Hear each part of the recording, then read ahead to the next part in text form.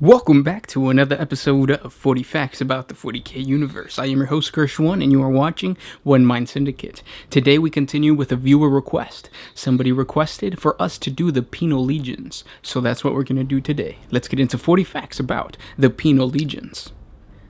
The Legions Penitent, or Penal Legions as it is most commonly known, are drawn from the Imperial Guard and Planetary Defense Force troops who have committed capital crimes and had their sentences commuted to life service.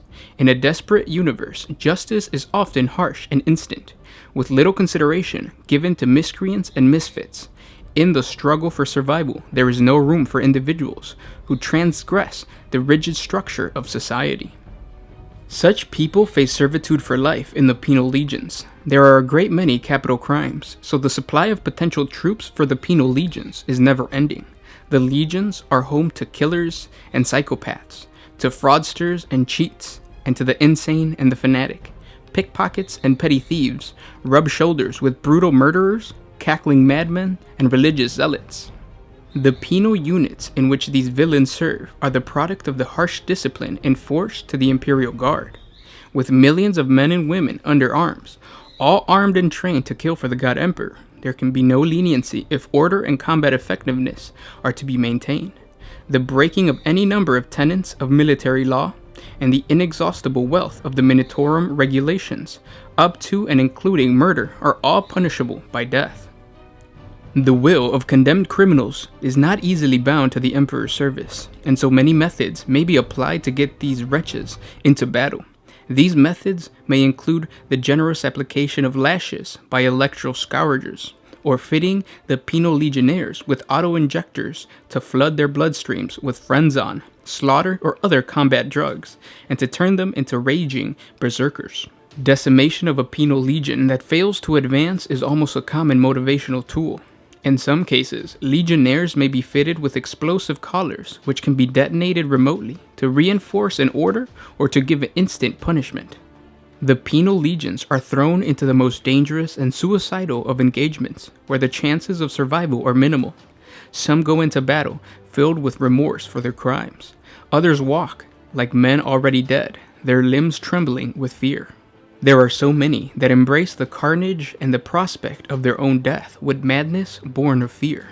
Most die in the first moments of such engagements and pay a quick price for their crimes, but a few many survive to be cast once again into the cauldron of blood and fire, and see if the Emperor is yet done with their service.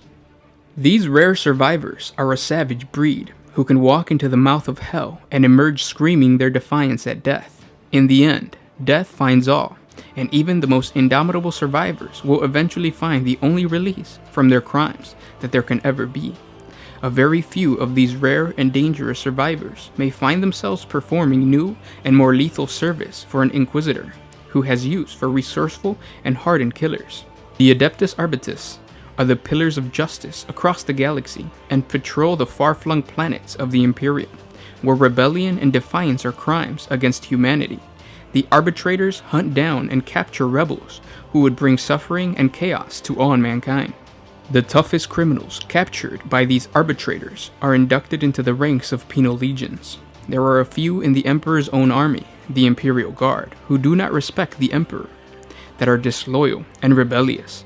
These soldiers are the criminals of war, men who would sooner run in the face of the adversary than defeat it, and those who would disobey their commander to save themselves while leaving others to pay for their failure.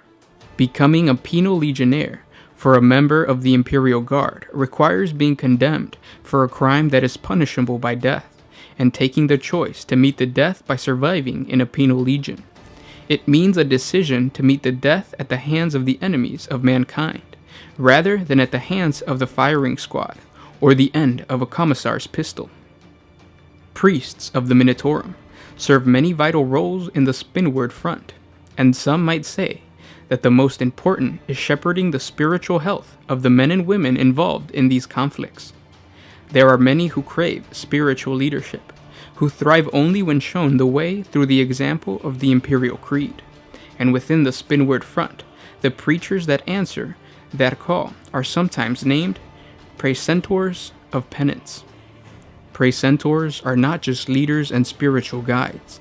They are agitators, able to stir the hearts and mind of the imperial citizens and guardsmen alike. The charismatic magnetism of these priests draws those burdened with guilt and unease like moths to a flame. Praecentors in the Spinward Front often gather many troubled men and women to their sides, including habitable troublemakers from the ranks of the Imperial Guard.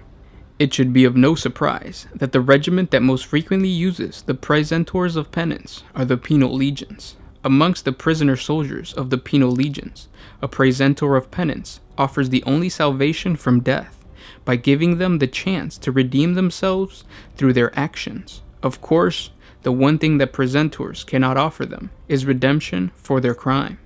But while their lives are forfeit, their souls are not.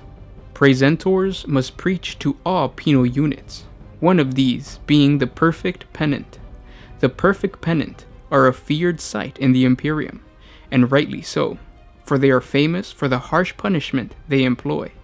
They are domineering and cruel upon the field of war, and are the valiant warriors in battle. They have no second thought about sending penal legionnaires into the center of a zone mortalis, and so are ideal to take command of such a dangerous force, which needs great discipline to command. The Perfect Penance clothing echoes the flowing robes of a more ancient time, and marks them out as the mighty lords of punishment that they are. Amongst the penal legions, there are those sinners who have sentences that can never truly be repent. There are those who have raped, tortured, and murdered people, both physically and mentally, through their own will, and feel insanely repentant for what they have done. Many of these individuals cannot live with their crimes, and feel blessed with the chance to be forgiven in their own death. Such men are dangerous in the regular ranks of the Legion's Penitent, and are immediately recruited into the human bomb squads. Preachers, confessors, and others of the imperial cult help these souls to understand what they must do to attain full forgiveness from the Emperor by means of meditation and prayer. Before battle, tech priests adorn the legionnaires with bomb harnesses and rip up the remotes, while preachers and confessors speak literatures and blessings. For once the bomb is ignited, so is the prisoner forgiven, and the sinner's soul is free to join the Emperor in solitude and peace. Another Penal Legion unit is the Arbitrator Shock Squad. The Arbitrators form the policing units of the Legionist Penitent. Without these, the Penal Legions would soon lose control of their inmates through outbreaks of mutiny and rebellion. Arbitrators are well armed and fanatically loyal to their cause. The Arbitrators of the Shock Squads wear dark uniforms, and a sinister reflective visor of their helmet hides its wearer's penetrating gaze. The most common unit is the Penal Squad. Each Penal Squad has a single arbitrator commanding it. The arbitrators of a Penal Squad wear white uniforms as a sign of purity so that they can be clearly distinguished from the prisoners in their care. The legionnaires themselves are taken from military criminals, troopers who have run in the face of the enemy, and the dangerous criminals from the Segmentum hive worlds. They are all in the Penal Legions to repent for their crimes, and are seeking the forgiveness of the Emperor. It is rare for a Penal Legionnaire to survive for long in the Penal Legions, but there are a few who have completed their sentence and are then free to return to their homes, or back to their Imperial Guard regiments. Most who join the Penal Legions die in their first battle. They are pushed into the very heart of the fighting, like cattle, and no medical assistance is wasted on them afterwards. The toughest, the most dangerous, and the born killers somehow survive. The use of psychopaths on the battlefield has always been met with a feeling of apprehension. Most are generally safe enough to be put into human bombs, or join the ranks of the penal squads, but some are so far gone that they could be dangerous to friendly forces on the battlefield. These souls are taken away from the ranks of troopers, but because they are potentially so useful in their psychopathic tendencies, they are biologically enhanced and made to be a lot more effective and a lot less dangerous for friendly units. These so-called cyborg berserkers are loners who fight with the savagery of 5 men, and often charge directly into the center of the enemies, and still live through the maddened charge by virtue of their cyborg bodies. A notable penal legion is the Morove Penitentiary Indentured. The hive world of Morove is home to an infamous unit of the Imperial Guard, gathered from the prisons and the precinct wards across the Calic sector.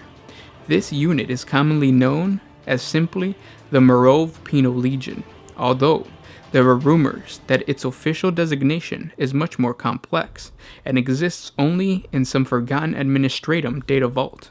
The Legion has a long history of celebrated victories, and the enormous kill banners flutter from every spire in the hive upon the anniversary of the Penal Legion's founding. The Morove Penal Legion is made up of desperate men, each a hardened criminal seeking redemption through the service of the Emperor. The 30 brother generals who command the Legion often engage in cruel games, pitting their units against each other in gladiatorial war bouts, described as training missions in the Minotaurum. A rare few of the brother generals act as more of a military commander than a warden, training and disciplining their men nearly like any other unit of the Imperial Guard. For the majority of the legionnaires, their existence is short, brutal, and unforgiving, each day merely another chance to die in a bloody combat. One tradition of the Morove Penal Legion offers hope to the thousands of troopers amongst its ranks. It is said that if the Legion is deployed in battle against the Emperor's foes and only one man survives, that man is set free, absolved from all their crimes. Regardless of the truth, stories about this tradition regularly circulate amongst the legionnaires, fostering both a determination to survive no matter the odds and a bloodthirsty, ruthless streak of pure aggression. Such men often volunteer for extremely hazardous missions, such as planting death gas canisters or joining the battle-drugged demolisher teams. Naturally, both of these tactics are commonly used by the brother generals. Another legendary penal legion is the 13th Penal Legion, also known as the Last Chancers. The 13th Penal Legion, unusual among many of the penal legions that serve in the Imperial Guard, was in fact a testing ground. Schaefer would handpick its regiment's troops from the Imperial prison's worst convicts because of some natural talent they displayed or because they possessed an uncanny instinct for survival, so that they could serve as a part of an elite Havoc military team intended to achieve some difficult, unusual, borderline insane military mission. Many of these people comprise of the most vicious, ill-disciplined, and unstable groups of psychopaths, conspirators, thieves, and traitors in the Imperial Guard, who would otherwise be destined for the firing squad or the business end of a commissar's pistol. Many of those offered the chance to fight with the Last Chancers choose death rather than to follow Colonel Schaefer, for such is the Colonel's reputation for undertaking suicide missions throughout the Imperium. Like other penal legions, the 901st is an Imperial Guard penal legion made up of criminals condemned to serve until their inevitable death and ultimately earning redemption. They took part in the liberation of the Imperial world of Van Qualis from the invading Orc Wa. They were led by General Var, who fought in an Imperial campaign in the Eye of Terror before being condemned to the 901st. The Bar-El Penal Legion are made up of criminals of the Bar-El and other systems from the Agrapia sector and fight under the standard Imperial Guard method, although with higher security. These units are often utilized as an expendable resource. The Savlar Chemdogs are penal legion regiments that serve within the Imperial Guard.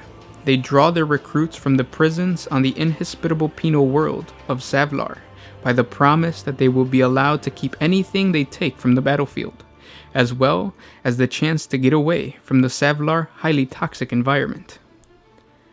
Though these guard regiments are primarily composed of immoral, desperate cutthroats, they have been forged into an effective fighting force, and are some of the most hard-bitten, tenacious, and outright dirty fighters in the Imperium. Penal Legion soldiers often carry Frenzon dispensers. Frenzon is a generic name for a number of combat drugs used to induce psychological effects in the recipient. In the Penal Legion, these drugs are usually ingested via a dispenser device strapped to the throat as part of an explosive collar. Each collar contains 4 doses of Frenzon. A single dose of one of the specific types can be used to induce a frenzied psychological state. Once administered, the subject becomes fanatical and fearless. Only one psychological state can be induced at a time.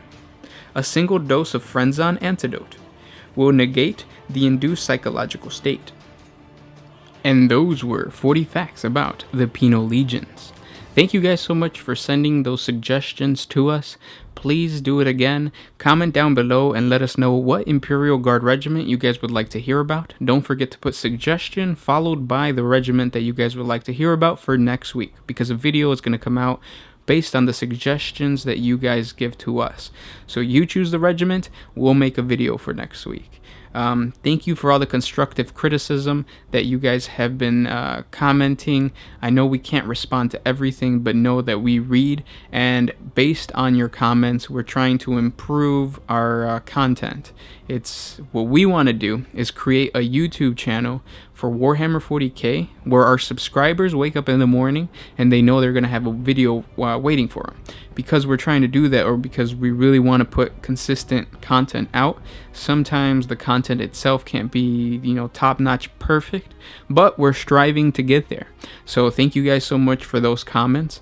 And of course, thank you for liking, commenting, and sharing. By you guys doing that, you're helping us, you're helping Warhammer 40K content creators, and you're helping yourself because YouTube is suggesting Warhammer 40K videos for you guys.